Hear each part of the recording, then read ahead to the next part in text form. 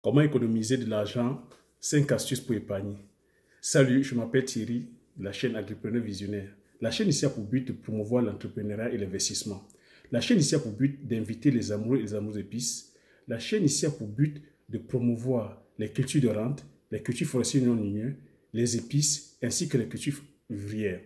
La chaîne ici a pour but de retracer mon parcours entrepreneurial. Car il y a cela 7 ans, j'ai embarqué femmes, enfants, frères et sœurs dans une aventure entrepreneuriale dans le domaine agricole avec pour mission de produire le poivre du Cameroun, le poivre du Mungo, qui est aujourd'hui reconnu pour le poivre de Penja, la culture telle que du palmier à huile, les épices telles que le Njansan, qui est le Ricinidendron et de l'Oti, qui est aussi appelé telle que Api en Côte d'Ivoire, le Mpébé, le Bitacola, qui est la petite cola, ou qui est la Gassinia cola, etc., etc. La chaîne de ceci a pour but comme ça, c'est-à-dire que de vous partager mes difficultés, de vous partager aussi, c'est-à-dire que de vous expliquer comment est-ce que j'ai fait pour me relever de ces difficultés. La chaîne ici a pour but de promouvoir le terroir africain, le terroir camerounais en particulier. Donc dans la vidéo d'aujourd'hui, comme je l'ai énoncé, il est question de te partager comme ça comment économiser de l'argent. Donc, je vais te partager mes 5 astuces, mes 5 stratégies parce que on a toujours coutume d'entendre, ouais, j'ai pas d'argent. Si j'avais de l'argent, j'aurais entrepris. Si j'avais de l'argent, j'aurais fait ci. Si j'avais de l'argent, j'aurais une bonne santé. Si j'avais de l'argent, j'aurais une belle vie. Le jour où j'aurai de l'argent, je vais investir. Le jour. Donc, qu'est-ce qui se passe? Pourquoi est-ce qu'il y a autant de mystères autour de l'argent? Je pense que nous avons, comme je dis, dans chaque département de nos vies, voilà, nous sommes avides de connaissances.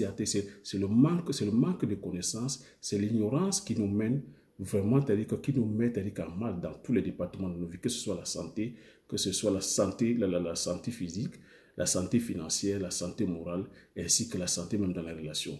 Donc, quand on est avide dans chacun de ces départements, on a du mal. Donc, moi, je vais essayer comme ça, c'est-à-dire que tout modestement, de partager, c'est-à-dire que mes stratégies, comment est-ce que j'ai fait, parce que c'est des choses qu'on apprend pas, on n'apprend pas à l'école, on n'apprend pas à l'école.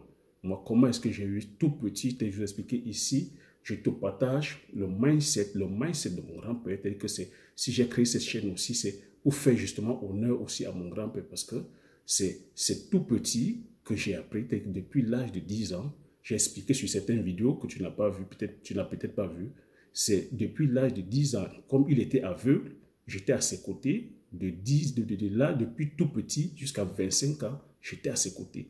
Donc, c'est comme ça que naturellement, j'ai appris la partie, c'est-à-dire que je peux dire vraiment comptabilité, où c'est moi qui devais lui compter les pièces, lui dire ça c'est la pièce de 25 francs, ça c'est la pièce de 50, et il attachait sur la serviette, ça c'est 1000 francs. Donc, l'argent de poche que ses enfants lui donnaient, j'étais le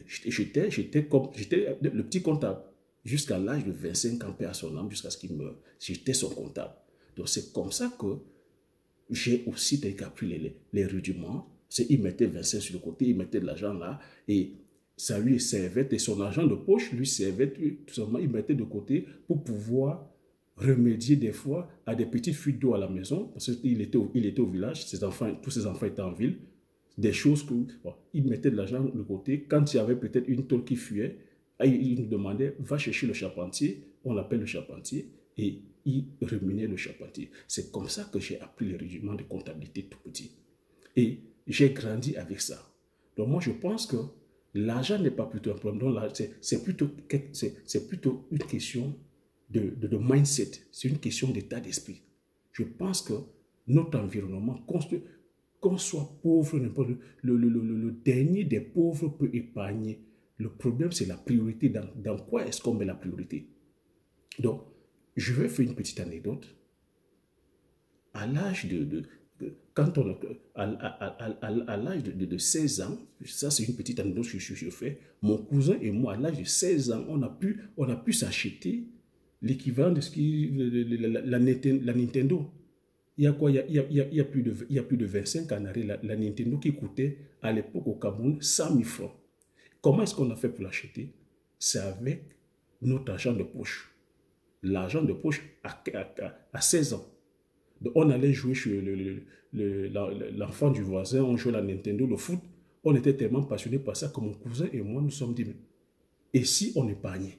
Vous voyez, la priorité, dans quoi est-ce qu'on met la priorité? Donc, je fais cette petite introduction pour te dire, il n'y a pas un âge pour épargner. À 16 ans, on a pu épargner 100 000 francs et nous sommes allés acheter ces Nintendo sans l'aide des parents à 16 ans. Et je pense que 16 ans, 100 000 francs, c'est un capital énorme. Aujourd'hui, avec 100 000 francs, on peut monter des sociétés. On peut monter une société. Donc, à 16 ans, il y a cela plus de 20 ans en arrière, on a pu épargner. Donc, c'est une petite parenthèse. Donc, je te partage donc aujourd'hui mes 5 astuces. Comment est-ce que je fais jusqu'aujourd'hui pour pouvoir épargner et entreprendre? Parce que cette philosophie, je l'ai maintenue jusqu'aujourd'hui parce qu'au pays en Afrique, nous n'avons pas les facilités, il n'y a pas les facilités comme ici en Occident où tu as la facilité de crédit, tu as les aides, tu as l'État qui subventionne, tu as l'État qui aide. En Afrique, c'est vraiment, c'est-à-dire que c'est le chacun pour soi, comme on dit. Donc, tu dois vivre au dépend de tes moyens.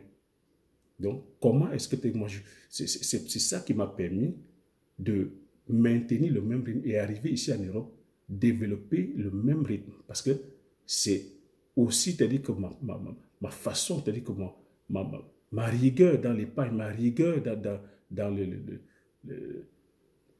ma rigueur dans l'épargne qui m'a permis aussi d'arriver ici en Europe. Je pourrais aussi développer ça. J'ai dû épargner, épargner pendant 2 ans parce que je me suis dit, je travaille, j'avais un salaire de 75 000 francs. J'ai dit, je travaille pendant 2 ans, j'épargne et je m'achète le billet d'avion pour venir en Europe. Et pendant 2 ans, je me suis appliqué. Donc voilà, c'est une petite intro pour te parler. Il faut avoir une vision, il faut avoir une priorité et avoir un état d'esprit, avoir un état d'esprit de gagnant pour le faire. Donc, voilà, je te partage rapidement mes 5 astuces. Donc, ma première astuce, la première astuce que je vais te partager, c'est acheter une fois les objets. Il faut acheter une fois chaque objet. Donc, acheter une fois les objets de qualité. Donc, quand tu es chez toi, moi, la stratégie que j'ai imposée, c'est quoi? Chez moi, avec mon épouse, avant qu'on aménage, j'avais commencé, on était dans un studio, on a commencé à épargner. Je lui ai dit, le jour où on entrera, c'est-à-dire que dans une rénovation, on était en colocation. Et le jour où on obtiendra, c'est-à-dire que le logement, on va acheter une fois les choses. On a commencé, c'est-à-dire qu'à épargner. Donc c'est ça la vision, commencer à épargner. Et moi, ma stratégie, c'est acheter une fois et les choses de qualité. Donc quand je dis acheter une fois, c'est quoi? Le canapé, tu dois acheter un canapé de qualité. Donc le canapé que j'ai là, que nous avons ici, c'est un canapé qui est là depuis 9 ans, mais qui nous a coûté plus de 2 000 euros. Pourquoi il faut mettre 2 000 euros? Et 2 000 euros cash. Cash, oui, je dis cash parce que il ne faut pas rentrer dans le produit. Cash. Les vêtements, je les achète une fois, j'achète les vêtements de marque. Il faut acheter les chaussures de marque. Il faut acheter il faut tous les objets que tu utilises au quotidien, il faut les acheter de qualité. Il faut mettre le prix. Parce que, pourquoi est-ce que je te dis ça? Parce que si tu commences à dire non, j'irai chercher mon canapé chez Conforama, tu vas aller prendre un canapé chez Conforama qui va te durer quoi? Qui va peut-être te durer 3 ou 4 mois, tu vas le changer. Tu vas peut-être dire, je me prends une paire de chaussures. Je vais me prendre une paire de chaussures de 20 euros, de 30 euros, qui va te durer quoi? Peut-être 3 mois, 4 mois, tu vas changer et au cours de l'année, tu auras changé comme ça peut-être 4 ou 5 paires de chaussures. Prends une belle paire de chaussures qui te coûte peut-être 150 euros, 200 euros, mais où tu sais que tu pourras la garder au moins 5 ans. Un canapé comme le nôtre qui est là depuis 9 ans, encore neuf, un canapé en cuir de vache neuf. Donc, quand je paye le canapé, le monsieur, non, à crédit, non, je dis, je paye content. Il m'a posé la question, vous travaillez dans quoi, monsieur? Je dis, là n'est pas votre question, là n'est pas votre problème, je vous paye au comptant, pas de crédit. Donc, première astuce, achetez une fois les objets de qualité. Donc, la deuxième astuce que je vais te dire aussi, ne pas s'endetter. Il ne faut surtout pas s'endetter. Mais je vais mettre un petit bémol. Ne pas s'endetter dans les objets où je viens de citer, les objets de consommation qui sont là, la gazinière, la cuisinière, les canapés, les chaussures, tous les voitures, tous ces gadgets-là. Mais, par contre, il y a des bons crédits, il y a des bonnes dettes. Tu peux prendre une dette pour acheter un logement.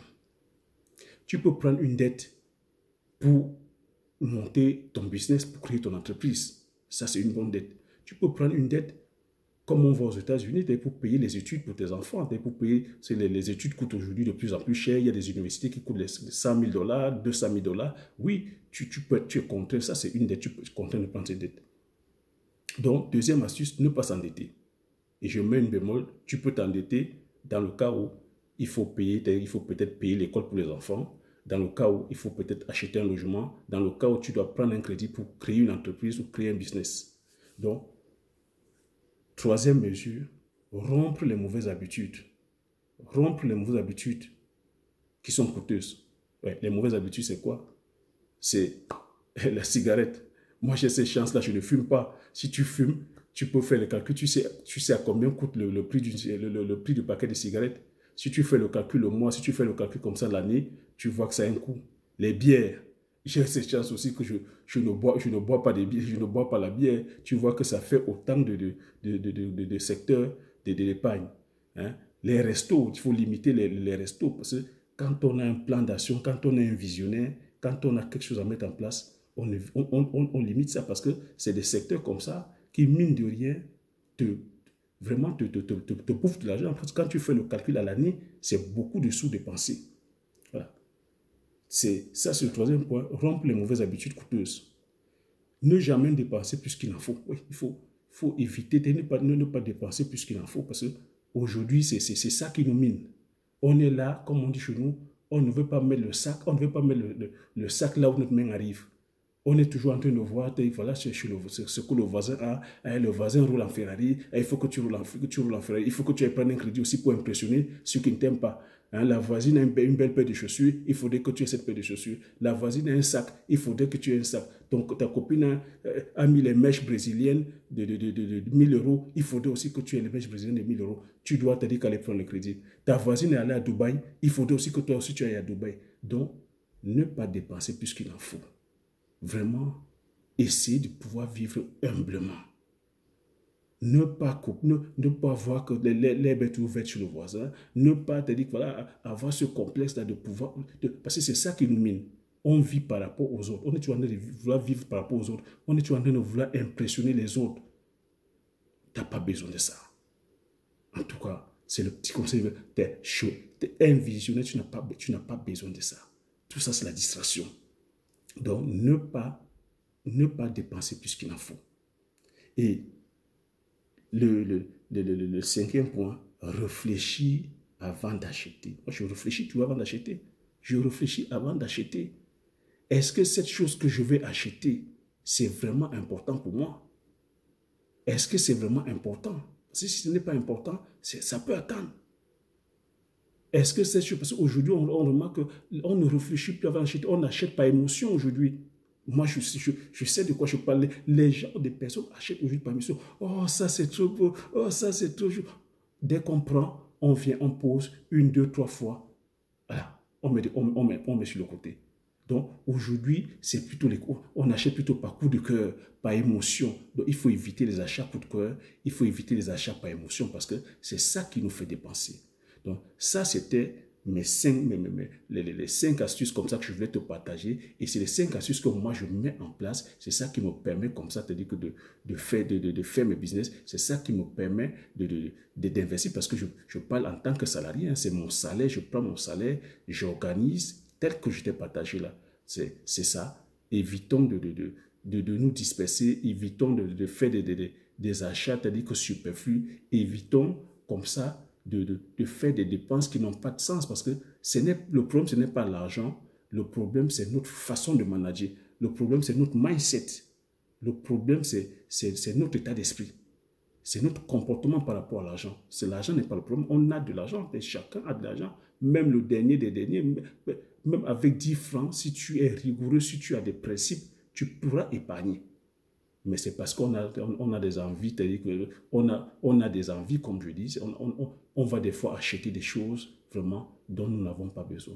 Donc c'était ça, comme ça, les 5 astuces que je voulais partager avec toi. Donc si ça t'a plu, si ça t'a intéressé, je vais te demander comme ça de liker, de partager, de t'abonner, de t'abonner en appuyant sur le bouton rouge, et puis de laisser un commentaire, de me dire parmi les 5 astuces que j'ai citées, s'il y a sûrement, je pense qu'il y a probablement d'autres astuces, hein. Toi aussi tu as peut-être certaines astuces, de me marquer dans les commentaires, c'est-à-dire que les astuces à toi, qu'est-ce que tu mets en place pour pouvoir peut-être épargner, est-ce que toi aussi, voilà, est-ce que tu as du mal comme ça, c'est-à-dire à épargner, ou tu es plutôt du style, voilà, c'est-à-dire qui dépense, c'est-à-dire que sans contrôle.